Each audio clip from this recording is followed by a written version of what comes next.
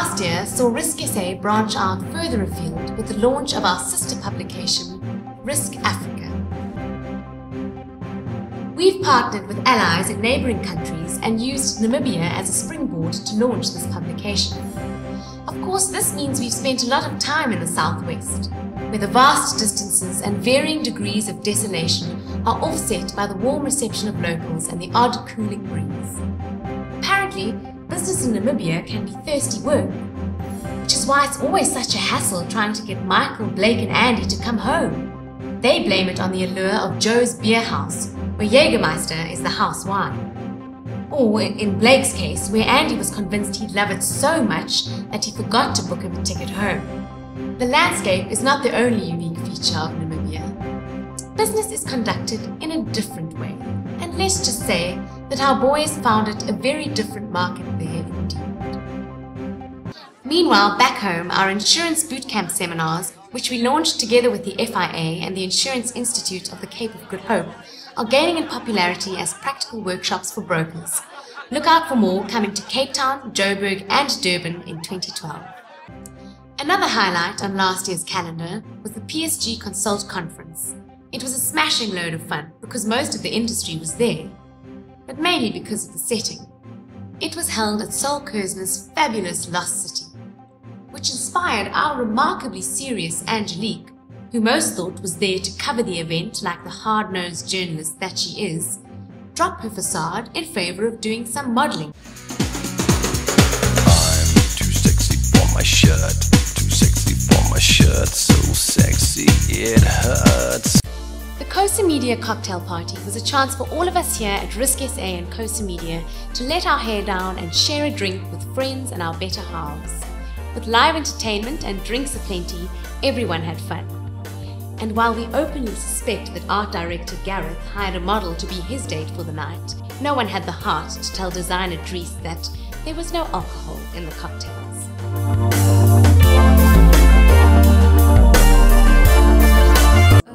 Although we clearly don't need a reason to share a drink here at RISKSA, the departure of our beloved assistant editor, Linda Scarborough, certainly gave us a reason to do so. Linda's passion for all things food meant she leapt at the chance to become copy editor of Eat Out magazine. While saying goodbye to our favourite redhead was a lot tougher than it looked, we were so thrilled for her that we presented her with her first subject all the way from Namibia. We hear Warthog Biltong is the best kind.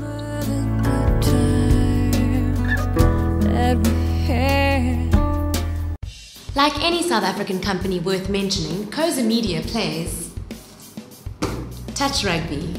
Teaming up with Auto & General and Tracker to form the COSA Lions, we had a great season in the last corporate Century City Touch Rugby League.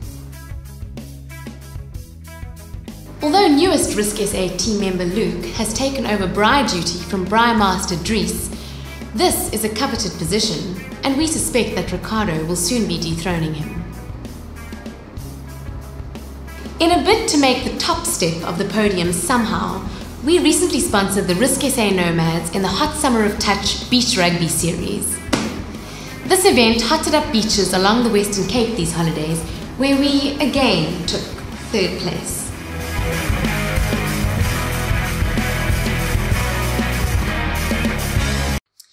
Most people see CEOs and senior management of large corporates as intimidating and ruthless business people who live mainly off water and the misery of their employees. We at RISKSA know that this is not entirely true. For the past year now, together with our partner Global Choices, we've set out to prove that CEOs and managers are humans too, by inviting them to lunch and then studying their eating habits. Fête, c'est la fête, service garanti au bec. Mettez votre petite bavette chérie et nous, on veille au reste. Pas toujours et hors d'œuvre, ici on sert à toutes.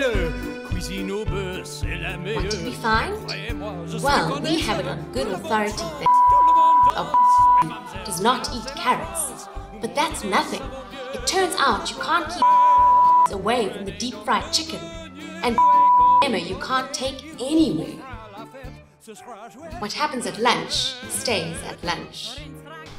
PAs, secretaries and office administrators all serve the same function: to actually run the business. Without them, CEOs would have to work every day and not be able to attend golf days or have lunch with us.